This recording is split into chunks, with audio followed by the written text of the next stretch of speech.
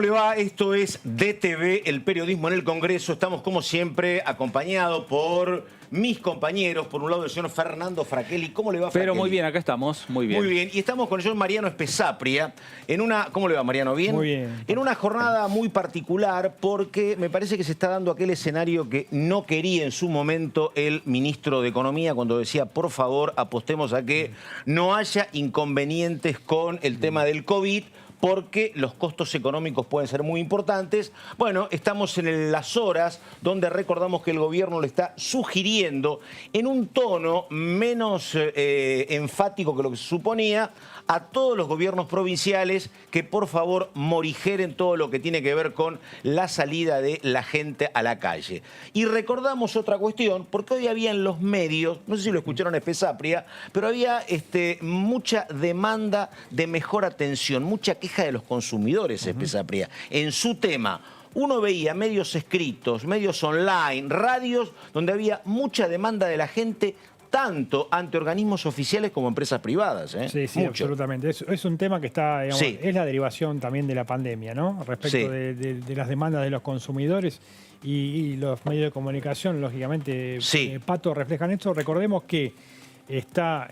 ¿Eso va a salir? ¿Le está en el tiene temario fe extraordinarias, usted? la modificación a la Ley de Defensa de la Competencia, que data de 2018, está en el temario extraordinarias. Y un segundo tema, paralelo, la creación de un nuevo código de defensa de los consumidores. Sí. Bueno, eso lo tiene que discutir todavía una comisión bicameral. Exactamente. Y primero Bueno, hay que armar esa dígame. comisión, ¿eh? Primero hay que armar esa comisión bicameral, Sí. Claro. que es la que quiere José Luis Ramón. Exactamente. Exactamente. Sí. Bueno, usted tiene información importante, Fraquelli, sobre Así todo es. lo que tiene que ver con designaciones en el servicio exterior Sí, y es un organismos tema, varios, ¿no? es un tema no menor, porque más allá de que es un tema de extraordinarias, ¿no? Cuando decimos y hablamos del tema de la agenda de extraordinarias, es un tema que está en el Congreso, porque hay que cumplir un trámite, el Gobierno Nacional, el Poder Ejecutivo, la Cancillería tiene que cumplir un trámite a la hora de designar embajadores, es un tema que lo resuelve el Senado de la Nación. Perdóneme, porque hay siempre una histórica tensión entre lo que son los funcionarios políticos, en este caso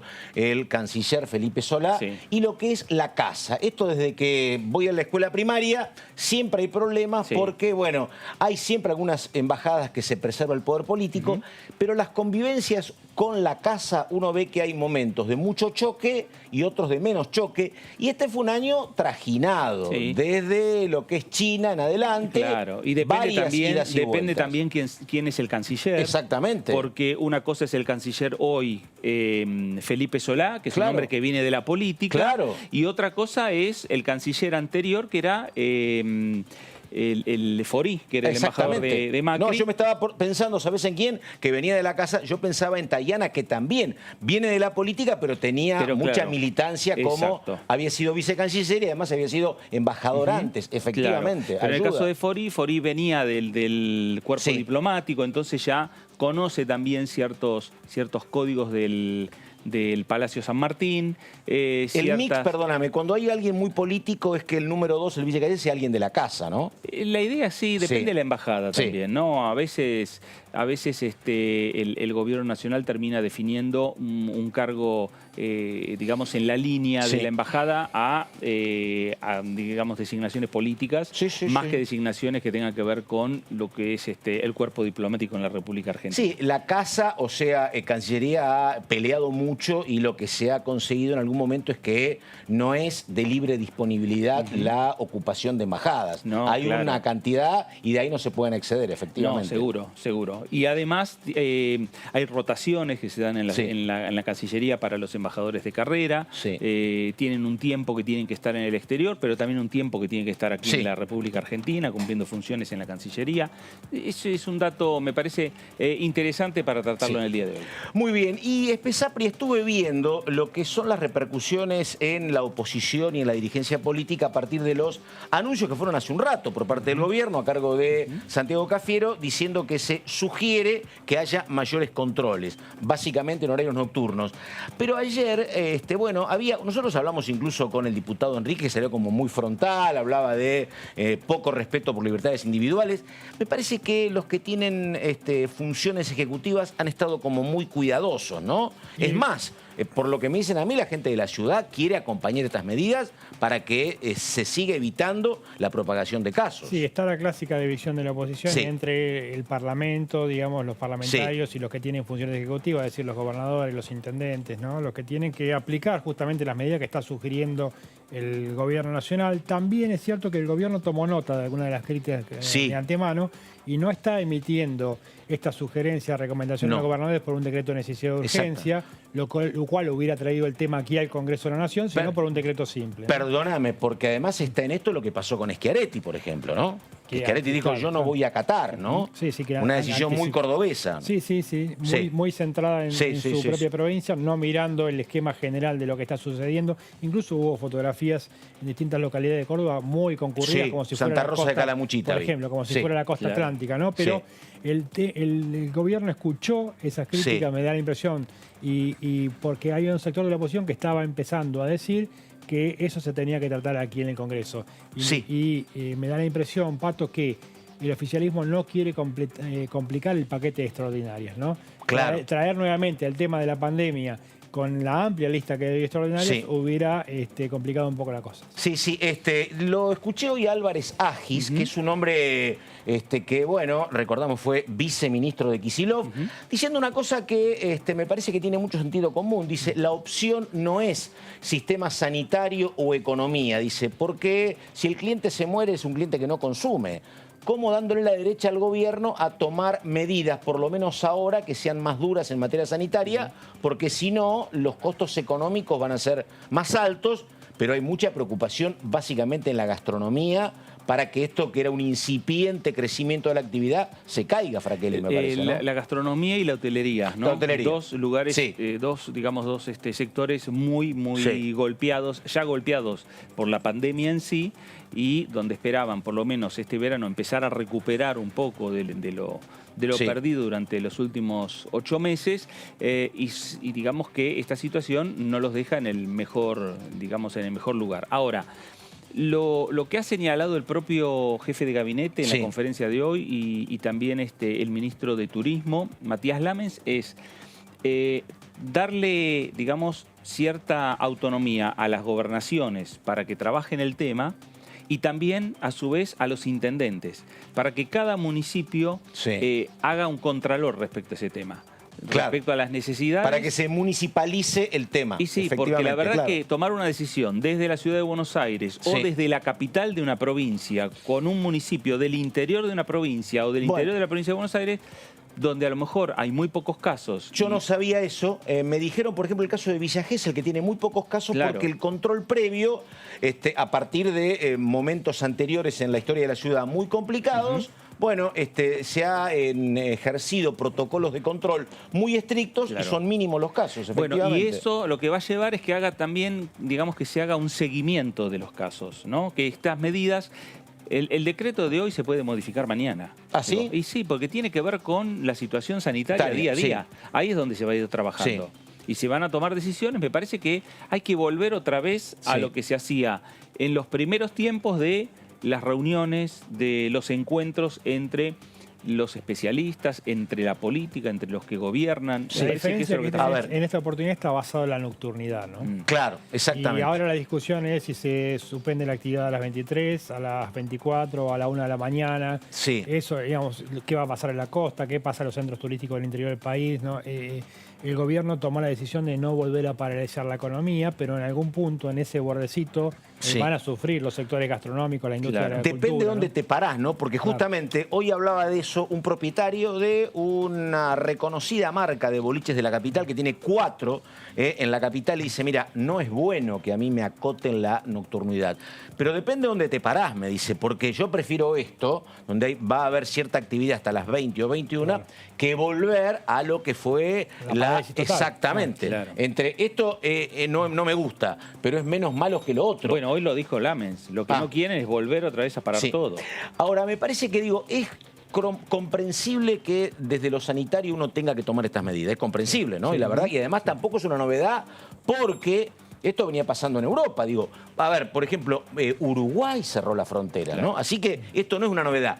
Pero me parece que desde la sensación térmica es malo, en el sentido de que la verdad uno creía, después de una larga cuarentena y de que llegaban las vacunas, que esta etapa la salteaban, me parece, ¿no? Sí. En la imaginería popular, ¿o no? Y eso, la imaginería popular y en la voluntad política, ¿no? Porque todos sabemos también el presupuesto 2021 fue elaborado en base a que la pandemia se terminaba el último día del año pasado. Exactamente. Claro. Bueno, pero evidentemente el COVID, la pandemia no reconoce este tipo de voluntad, ni la popular ni la política, ¿no?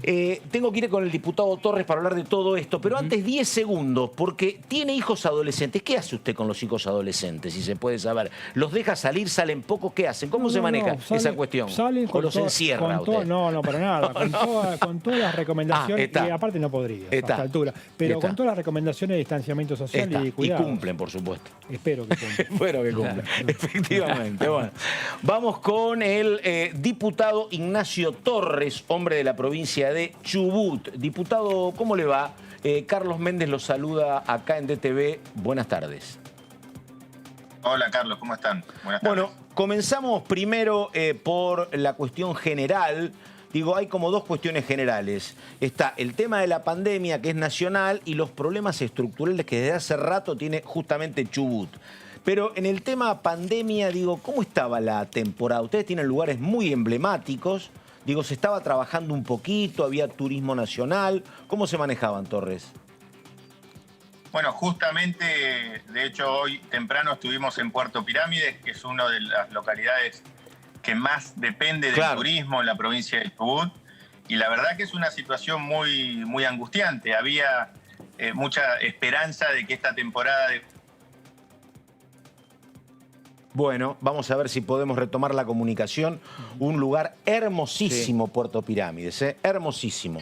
Ahí estamos, está el diputado. ¿Nos escucha, Torres, no? Ahí yo lo escucho. Les pido disculpas por la desprolijidad, pero estamos en una zona con poquita señal. Sí. Bueno, porque los otros días nos asustaba, o la verdad que era muy significativo el dato que nos daban desde Misiones, donde en tiempos normales hay 11.000 visitas diarias a las cataratas y ahora están en menos de 1.000. ¿En Puerto Pirámides tiene alguna cifra comparando antes la visita de turismo extranjero y ahora acotado al nacional o no, Torres? Sí, te pido disculpas, se cortó el último tramo, pero retomando un poco lo que te decía y siguiendo la línea de lo que ustedes comentaban al principio, la verdad que hubo durante mucho tiempo un relato esperanzador que incluso se vio reflejado en un presupuesto nacional que contemplaba un año básicamente sin pandemia y obviamente sin las restricciones que hoy estamos viendo. Ese hartazgo generalizado, además del malestar de toda la ciudadanía, se ve reflejado en un montón de comerciantes que lamentablemente están haciendo lo imposible por no bajar la persiana y sin poder tener ningún tipo de previsibilidad de lo que va a ser este año, ¿no? Si va a haber ayuda nuevamente del gobierno, cuál va a ser el contexto macroeconómico, el miedo de caer en una eventual espiral inflacionaria. Por lo tanto, la situación es de mucha incertidumbre y sujeto a esto también te escuchaba del factor emocional, que no es menor. Hablaban de los chicos adolescentes. En el caso de Chubut, más de 2 años y medio sin tener clases de manera regular por otras variables que no tienen que ver con la pandemia, pero sí estamos viendo una movilización muy importante de los padres autoconvocados, porque esto ya excede la cuestión académica de las asimetrías que se puedan generar, sino que hay cuestiones emocionales por parte de los más chicos que son realmente preocupantes y que el Estado tiene la obligación de estar presente y de ser prioridad también en la agenda, ¿no? Ignacio, ¿cómo le va? Fernando Fraquelli saluda. Ignacio, ¿cómo está, Fernando? Muy bien. ¿Qué le dice a los empresarios, a los comerciantes hoy en Puerto Pirámide que le piden respuesta y no miran si uno es del oficialismo, de la oposición? Los ven a ustedes y obviamente piden respuestas. Bueno, en principio nosotros trabajamos en conjunto con ellos en un esquema de corredores turísticos seguros. ¿Qué implica esto? Ya que es lógico que pueda haber algún tipo de restricción de entrada del extranjero o incluso interprovincial, internamente el turismo se puede fomentar en base a protocolos seguros, de corredores seguros turísticos, que hay voluntad para hacerlo y de hecho hay responsabilidad por parte de los distintos actores que intervienen. Lamentablemente, el gobierno de la provincia de Chubut no ha tenido voluntad de avanzar en este sentido, sí en otras cosas, por ejemplo, el protocolo para los casinos en Chubut, para que los casinos estén abiertos y siguen abiertos y no con la restricción horaria que los comercios tenían hasta hace pocos meses.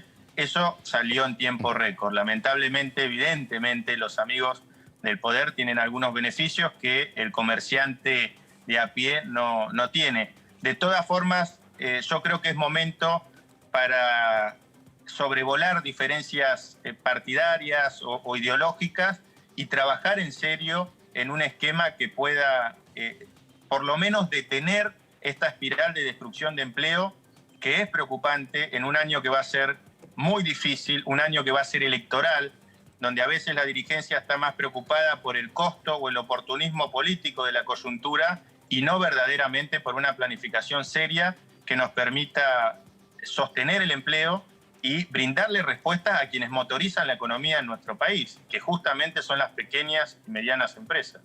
Diputado, buenas tardes. Mariano Espesapria lo saluda. Quería consultarle, entre el 19 y el 20, ahora mismo en enero, una de las leyes que se van a debatir en comisión y a tratar en el recinto luego es la ley de biocombustibles anunciada por el presidente de la Cámara, Sergio Massa. Es un tema importante para los diputados patagónicos. Nos hablaba un rato antes de que usted saliera al aire la diputada neuquina Alma Zapag. La producción también petrolera en Chubut es muy importante. Quería saber su opinión al respecto. Esto es para que se prorrogue la producción de biocombustibles con beneficios impositivos y, bueno, esta suerte de discusión que hay también con el sector petrolero, ¿no? Sí, y condiciona, de hecho, de alguna manera a las provincias productoras. Yo coincido con la diputada Zapag, creo que hay unanimidad en este criterio de quienes representamos a las provincias productoras de hidrocarburos, que tiene un impacto no menor en lo que son las arcas del gobierno provincial. Y hablo también de una provincia que no puede cubrir lo mínimo indispensable. Hoy Chubut no solamente no está pagando los sueldos de los trabajadores activos en tiempo y forma, sino que los jubilados tampoco están cobrando después de haber aportado toda su vida para tener una jubilación digna. Y este proyecto de ley, si bien genera diferencias dentro de los distintos bloques, me parece que no es un proyecto para tratar entre gallos y medianoche en una extraordinaria, cuando afecta y tiene un impacto en muchísimos pobladores de la República Argentina, que afecta la salud, afecta la educación, afecta todo lo que tiene que brindar un Estado benefactor en provincias que están verdaderamente muy complicadas. Diputado, una consulta que tiene que ver con la economía y que tiene que ver con lo sanitario, porque usted algo dijo. Digo, hace un rato se conoció la sugerencia del gobierno, que efectivamente, como contaba Mariano, bajó un cambio, no es un decreto imponiéndole cotos a la nocturnidad, sugiere que se restrinja la circulación a partir de los horarios de la noche. Digo, eso y en función de lo que estaba pasando con el tema COVID en Chubut, ¿usted lo comparte o usted está en desacuerdo con esa decisión? Que habrá que ver lo que termina haciendo Arcioni después, ¿no? Sí, que siempre es una incógnita, pero en el caso nuestro, por lo menos en la provincia de Chubut, la verdad que la cuestión horaria no condiciona necesariamente el tema sanitario. A ver, el virus no sale a las 3 de la tarde y se va a dormir a las 10 de la noche. Yo creo que lo que hay que reforzar son los protocolos, concientizar a la sociedad, y me parece que ahí tiene que estar puesto el foco. Después hay discusiones que incluso tienen que darse en el ámbito del Congreso Nacional, pero tienen que contemplar las diferencias que tenemos en distintas regiones del país. No es lo mismo pensar en provincia de Buenos Aires, en el AMBA o en Capital Federal, que en Rawson, Puerto Pirámides o en una ciudad que tiene hoy la cuestión sanitaria controlada, como puede ser el caso de alguna localidad de la cordillera de Chubut. Creo que hay que tener un pensamiento que no sea un enlatado para todo el país, sino tener una visión más federal al respecto y contemplar la realidad, como bien decían recién, de muchísimos rubros que se ven afectados por esta restricción horaria, y que me parece que se podría trabajar en protocolos que cuiden la salud de todos los argentinos sin condicionar a miles de puestos de trabajo que pueden estar en riesgo. Diputado, en la provincia de Chubut se da la posibilidad de encuentros entre el oficialismo y la oposición para ir analizando, bueno, particularmente esta situación, ¿no? La situación del COVID-19, ¿no? Mira, sí, la verdad que hay realidades en provincias chicas como Chubut, que hay relaciones personales incluso que tenemos con dirigentes de otros espacios políticos, por lo tanto es más simple. Hasta te podría decir que en algunos casos se puede sobrevolar esa grieta mezquina para temas que afectan a la provincia. En el caso del COVID sí, hay diálogo, no tanto con el gobierno, con el oficialismo. El oficialismo en ese sentido ha tenido una posición de un blindaje con respecto a la toma de decisiones donde no participa la oposición, y tampoco gran parte del peronismo, que no es afín al gobierno provincial, pero hay cuestiones, por ejemplo, que tienen que ver con lo productivo. Ahora en la próxima sesión estamos haciendo fuerza todos los diputados de la provincia de distintos colores partidarios para poder avanzar en una ley de reactivación productiva, un bono fiscal, para corregir algunas asimetrías y poder reactivar el consumo y la producción en la Patagonia, que se ha visto muy afectada no solamente por el tema de la pandemia, sino también por problemas de competitividad que se han agravado en estos últimos años. Diputado, hay otra ley también en las gateras, que es el tema del Código del Consumidor. Usted integra la comisión respectiva, y hay una discusión política entre el oficialismo y la oposición sobre, bueno, si este código tiene que ser elaborado por una comisión bicameral o tratarse primero aquí en la Cámara de Diputados, en la Comisión de Defensa del Consumidor. ¿Cuál es su punto de vista al respecto? Yo creo que debe tratarse primero en la comisión en el Congreso. Me parece que hay cuestiones por ahí, dilemas que tienen que ver con cuestiones de forma o de reglamento, que responden más a picardías de sacar antes o después algunos proyectos o capitalizarlos más o menos políticamente. Los temas hay que debatirlos, y hay que debatirlos con seriedad y con los tiempos que corresponde. Algo que hemos visto este año, por ejemplo, es una necesidad por parte del oficialismo de mostrar un Congreso dinámico que sesionó muchas veces. Es verdad, sesionó muchas veces, pero el trabajo parlamentario que se da en las comisiones, que es el trabajo donde se debate, es el trabajo donde se generan acuerdos, consensos, la verdad que ha sido prácticamente nulo. Muchas comisiones no han trabajado con la celeridad y con los tiempos y con la cantidad de sesiones que debería haber tenido, y hasta me animaría a decir que el Congreso en algún punto sesionó más a modo de escribanía que de Congreso Nacional. Diputado, una consulta política, porque usted recién decía que hay relaciones personales que atraviesan la grieta en la provincia de Chubut. La consulta es la siguiente: la gente que nos está viendo, digo, ¿qué se tiene que imaginar de, no tanto Juntos por el Cambio, porque es más compleja la alianza, pero sí del PRO? ¿Cuál es el PRO que va a aparecer en este año 2021, que es año de elecciones? Un PRO de gente como Torres, que tiene generalmente una posición firme pero dialoguista. Estoy pensando en la gente que responde a Larreta, Álvaro González, el propio Ritondo. ¿O el PRO que viene es el PRO siempre más confrontativo, del estilo de la presidenta Bullrich, por ejemplo? A ver, yo creo que el PRO, lo que enriquece mucho al PRO es lo heterogéneo de su conformación. A mí me parece que es un espacio... Ahí se congeló. Bueno, se congeló en lo heterogéneo. Vamos a ver si lo retomamos a el diputado Torres. Seguramente vamos a recuperar, pero bueno, en los vientos patagónicos la comunicación a veces por ahí flaquea un poquito. Pero se lo escuchaba con mucha nitidez, para estar. Así que nada. Puerto Pirámides, ¿no? Qué lindo que es Puerto Pirámides, porque además viste que la calma de las aguas, las ballenas, el sitio, efectivamente. Y además es un momento espectacular ahora, ¿no? Ahora, por el tema de... Sí. Por el clima que hay en estos momentos, ayuda mucho también. Sí, me dice una productora que está recontra congelado. No sé si será por el frío o por qué, pero bueno, parece que recuperar la comunicación con Torres va a ser un poco trabajoso. Pero bueno, me parece que lo sustancial ya está contado, claro, ¿no? Le respondió a Fraquel, le respondió al señor Espesapria. Y a mí me había dicho que lo bueno es la diversidad, dicen, ¿no?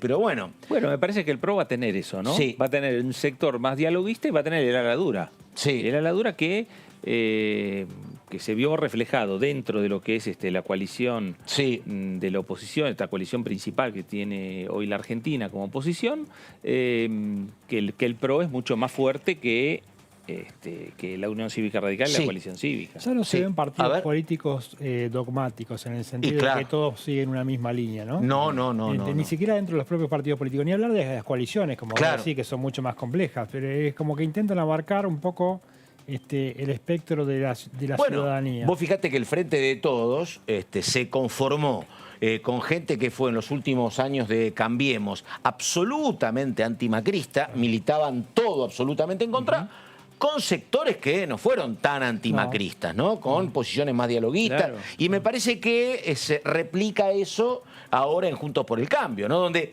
siempre saben, en el Frente de Todos, en el Juntos por el Cambio, que puede pasar de todo menos romper, porque si rompés, fuiste, me parece, ¿no? En esto me parece que también, Pato, se recoge la tradición histórica del radicalismo y el peronismo, ¿no? Son dos grandes partidos, los dos grandes partidos del siglo XX, que tenían siempre dirigentes con alas distintas, derecha e izquierda dentro del partido, tratando de convencer a distintas porciones del electorado, ¿no? Eso no es casualidad. Hoy esa situación se sigue replicando, por ahí con un esquema más moderno, pero se sigue replicando. Que además, pero se quedaban dentro del partido. Sí, claro. Las diferencias quedaban dentro del partido. Hasta que en un momento determinado, esas diferencias empezaron a generar otros partidos. Y sí, yo me estaba acordando, porque aparte son todos miembros de esta casa, ¿no? Porque yo no sabía, la verdad, que en su momento... Pero bueno, Enrique fue radical y compartía con Leopoldo Moró, ¿no? Fíjate cómo los caminos... Están sentados enfrente, literalmente. Exactamente, y era muy enfrente. Era uno de los asesores principales que tenía Yuyo Gauna cuando era diputado nacional. Exactamente. Usted tiene sus años también, ¿eh? ¿Sí? Claro. Exactamente. Allá era el primer procurador de Alfonsín, Yuyo Gauna, ¿no? Claro. Juan Octavio Gauna, exactamente. Mirá vos. Y después trabajó siempre muy cerca de Fernando de la Rúa. También. Pero bueno, pero la verdad, uno lo ve a gente como Moró hoy, con posiciones muy frente todistas, a mucha distancia, no solo de Enríquez, de un montón de compañeros.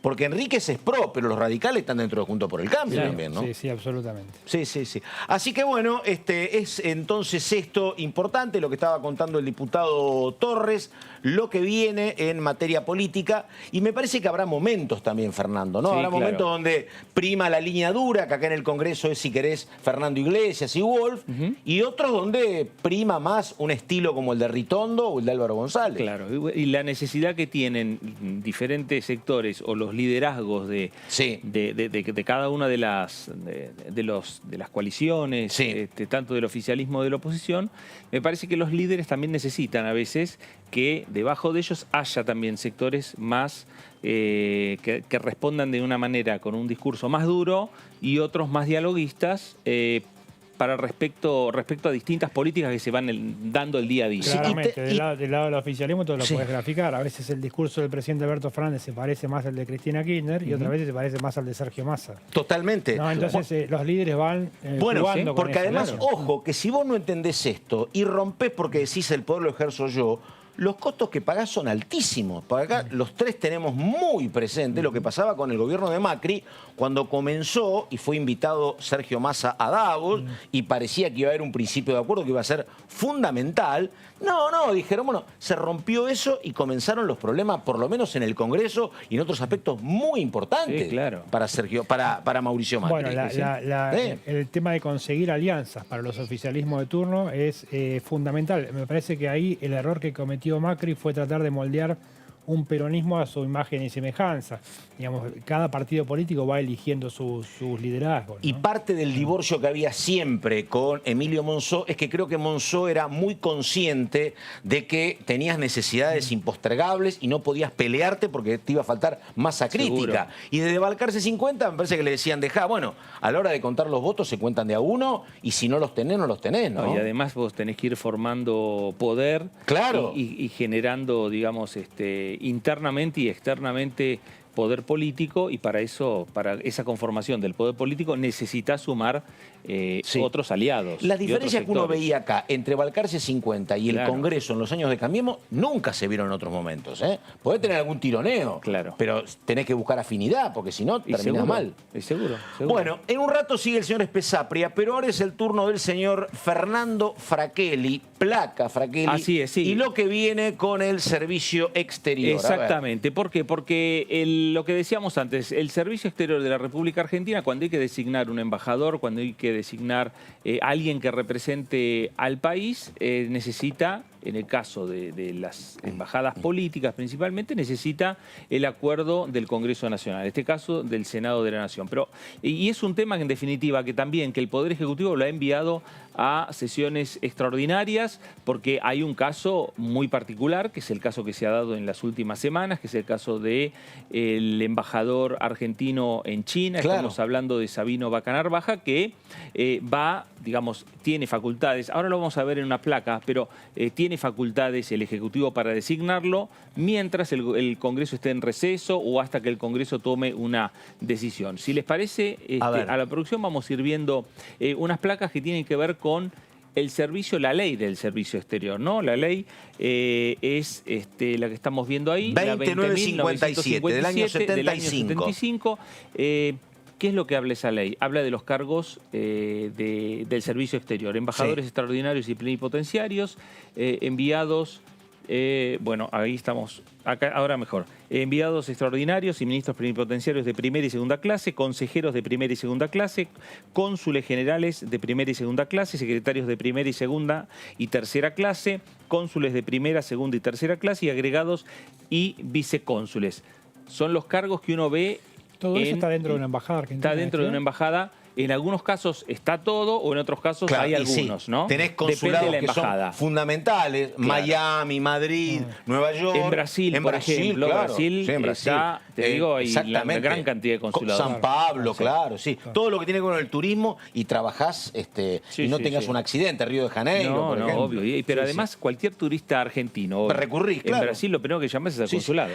Perdóname, Fernando, bueno, porque este año, como consecuencia de la pandemia, no digo que hubo lío, pero hubo mucha mora en nombramiento. Yo recuerdo particularmente lo de Alfonsín, lo del doctor Ricardo Alfonsín, que demoraron muchísimo en nominarlo para ir a Madrid. Claro, estaba, pero no se reunió el Senado, no había sesiones hasta que después empezó a tomar la dinámica de las sesiones remotas. Cuando empezaron las sesiones remotas, ahí empezó a tener, digamos, más dinamismo. Pero, digamos los primeros embajadores que fueron designados, me acuerdo que fue una sesión especial de la Comisión de Acuerdos en el Senado, donde participó, ahí estuvo Carlos Raimundi, estuvo Jorge Argüello, hubo varios designados. Y eran Estados Unidos y la OEA. Exactamente. Sí. Vamos a ver otra placa que tiene que ver con cómo se conforma también el sistema de rotación que se determina en las misiones diplomáticas. Lo que decíamos antes, un diplomático no está toda su vida en el exterior. Está en las misiones diplomáticas, está en las oficinas consulares o también en la Cancillería. Es otro de los lugares, obviamente, de destino que el diplomático tiene para llevar adelante su tarea. La próxima placa que habla de... Una misión diplomática es la representación en la ONU, por ejemplo, ante la Unión Europea. Son todas misiones. Claro, exactamente. Puede ser un país o claro. Sí. El tema también del Servicio Exterior de la Nación, los integrantes, a ministros plenipotenciarios del cuadro permanente del cuerpo diplomático, a personas extrañas al mismo, estos son los cargos políticos, durante el receso del Congreso y cuando lo reclaman las conveniencias del país, podrá designar el Ejecutivo embajador, ministro plenipotenciario y encargado de negocios ad referendum del Senado Nacional, ¿no? Esto es lo que decíamos antes, las facultades que tiene el Poder Ejecutivo y las necesidades que tiene el país, ¿no? En definitiva, de nombrar a un representante. Poníamos el caso de Sabino Vaca Narvaja porque hubo una crisis ahí en la Embajada Argentina en China, donde fue desplazado Luis Kreckler, que se le pidió, el canciller Felipe Solá le pidió que regrese rápidamente. Que era un hombre bien de la casa. Exactamente. De apellido y familia diplomática, varios destinos, y que ya había Ginebra, estado había estado recomendado en su momento por anteriores gobiernos peronistas. Sí. Y bueno, apareció esta situación donde básicamente lo que le señalaban desde el Poder Ejecutivo Nacional era cierta mora en algunas gestiones, particularmente en el tema vacunas. Claro, ¿y quién estaba encargado del sector, digamos, de los negocios en la Embajada Argentina en China? Era Sabino Vaca Narvaja, y ahí lo tenemos en imagen, en una foto acompañando al presidente Alberto Fernández, un hombre que cumplió funciones de relaciones exteriores en el Senado Nacional. Exactamente. Era como si fuese, podríamos decir, el canciller del Senado. Exactamente. ¿No? Y además su especialidad es China. Sí, totalmente, hace años. Uno suponía que cuando circuló el nombre de él para la embajada en China, que era el hombre indicado para ser el embajador. Bueno, efectivamente, me estoy acordando de algo que dijo Ramiro Guelar, porque Ramiro Guelar también fue el embajador justamente en China del gobierno de Mauricio Macri. Y en las redes sociales alguien lo cuestionó a Sabino Vaca Narvaja por el pasado montonero de sus padres. Y hubo una respuesta, la verdad, muy significativa de Ramiro Guelar a alguna compañera de hoy, también del Espacio del PRO, y dijo, mire, yo también fui montonero hasta el año 75, y ¿sabe una cosa? Le dijo, creo que incluso la gestión de Sabino puede ser mejor que la mía, porque lo conozco y está como muy bien preparado para esto. Así que la verdad que en tiempos donde hay mucha mezquindad política, un reconocimiento de Ramiro Guelar que fue llamativo. Me parece interesante. Y tiene todos los pergaminos como para ser un gran embajador en la República Popular China. Sí.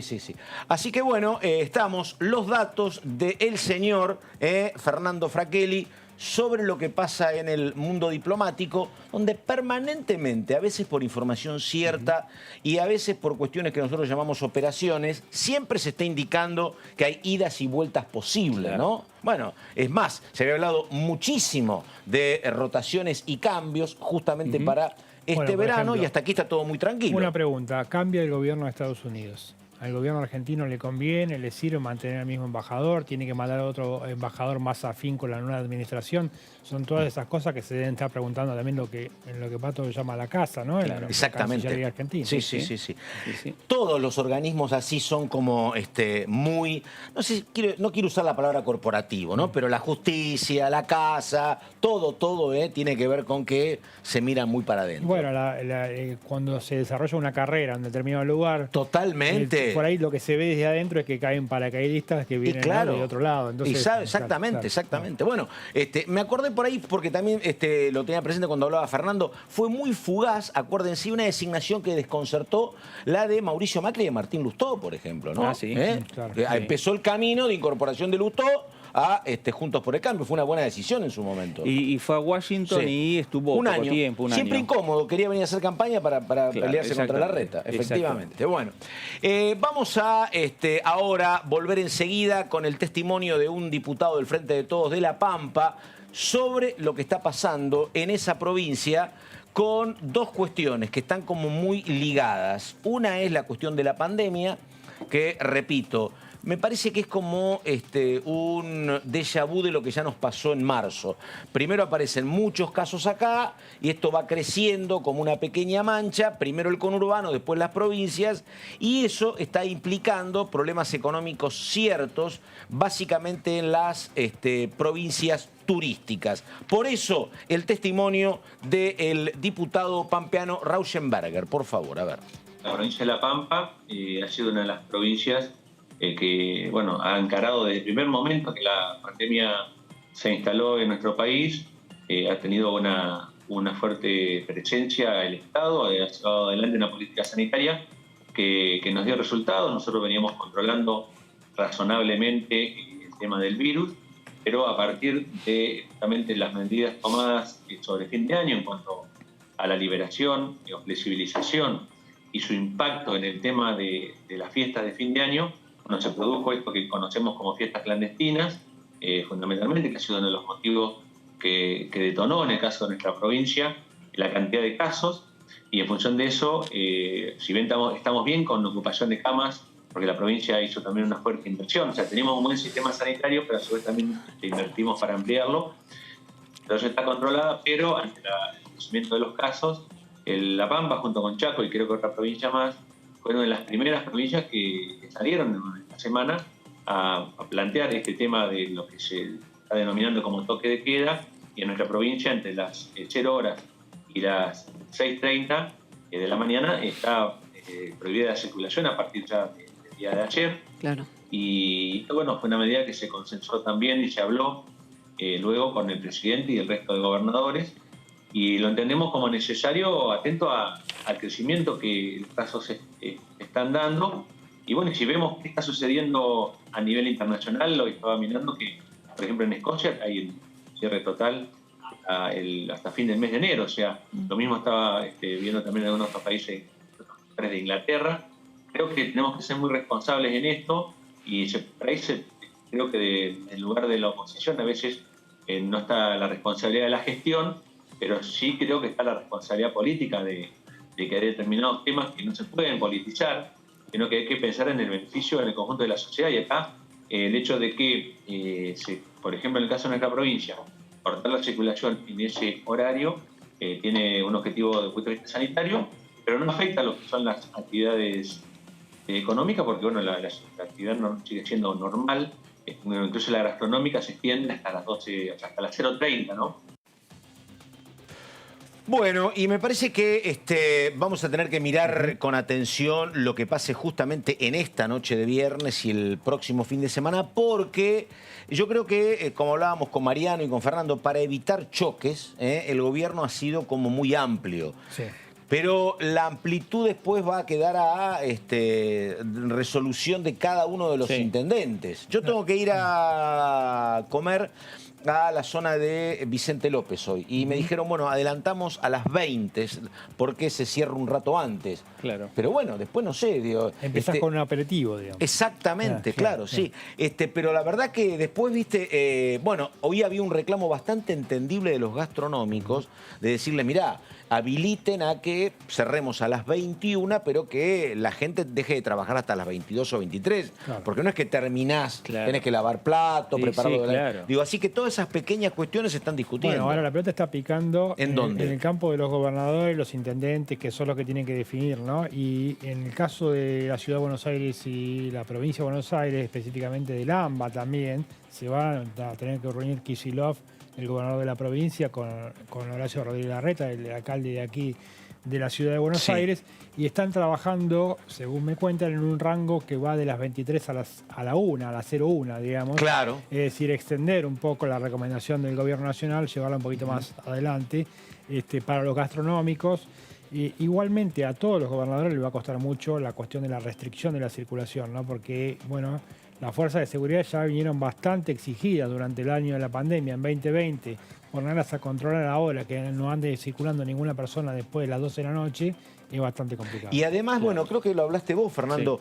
Por ejemplo, esto, o vos, Mariano, esto va a ir cambiando todos los días y hay que acostumbrarse, porque me explicaban lo que sucede, por ejemplo, hoy por hoy con los vuelos internacionales, donde ni las propias aerolíneas te dicen lo que puede pasar con un vuelo que hoy hipotéticamente está fijado para el 20 de febrero. Claro. Hoy no están anulados esos vuelos. No. Pero, y vos hablás a las empresas, me dicen y te dicen, mirá, no te puedo tomar ninguna decisión, ni te lo puedo postergar, ni te lo puedo confirmar. Claro, porque no hay una decisión final. Creo que las decisiones, el plazo que se dan las empresas con el cliente es de 15 días. Ellos 15 días antes te tienen que decir, vos volás o no volás. Que incluso puede haber casos de fuerza mayor. ¿Viste lo que pasó en el fútbol, por ejemplo, no? Y el tema después de volver, además. Claro. Porque hasta ahora lo que se conoce en las medidas son reprogramación de vuelos. Es decir, que va a haber menos cantidad de vuelos en Ezeiza o en San Fernando, ingresando al país.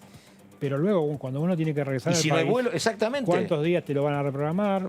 Claro. Es todo un tema, ¿no? Exactamente. Bueno, el diputado Enríquez, a ver, ¿qué decía esto, hablando con nosotros? En la zona al sur de Pinamar, más llegando a Valeria y Ostende, que ahí sí yo noté que los jóvenes estaban sin barbijo, que había realmente un cierto descontrol, pero bueno, hay que apelar acá en todo, siempre hay que apelar a la responsabilidad individual.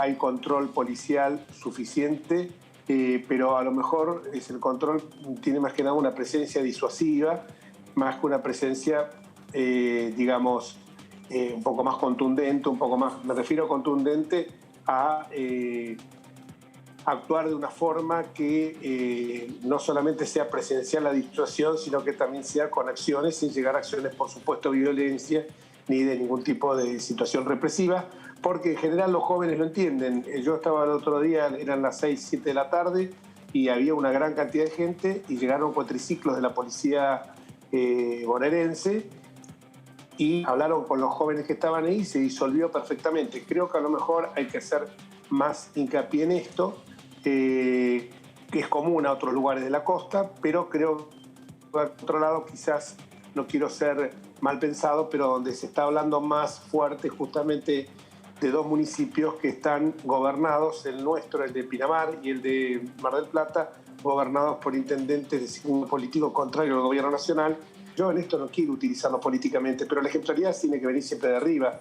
Nosotros tuvimos un confinamiento los primeros días de la cuarentena, allá por el mes de marzo de 2020, el 20 de marzo.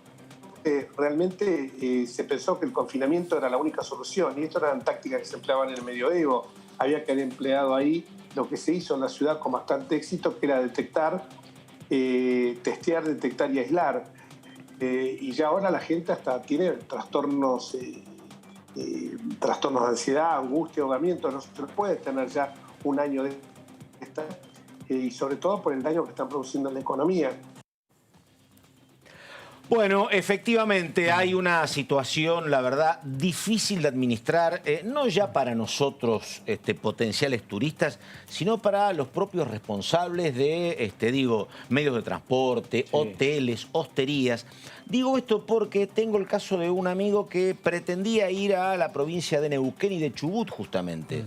Y le dijeron, mire, si quiere venga, porque la verdad que... Pero estos protocolos van cambiando a cada rato. Claro. Entonces, lo que a lo mejor te decían a vos en noviembre, vení que la cuestión está bien, hoy llegás y estás con problemas. Bueno, por eso es el seguimiento que se hace, digamos, en el corto plazo, y también otra de las cosas que se están viendo en toda la República Argentina es la cancelación de reservas. Sí.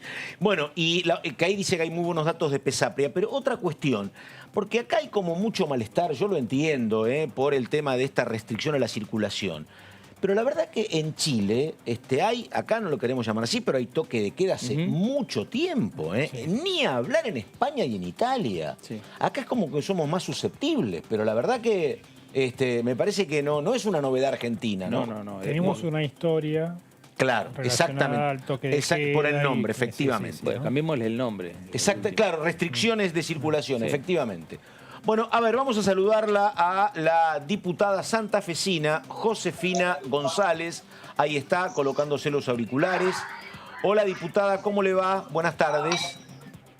Hola, buenas tardes, ¿cómo están? Bien, bien. Bueno, a ver, diputada, ¿cómo está Rosario en materia de COVID, en materia de turismo? Es una ciudad hermosa, la gente la visita, hay poca circulación como consecuencia de los temas que atravesamos por la pandemia. ¿Cómo es el estado de situación?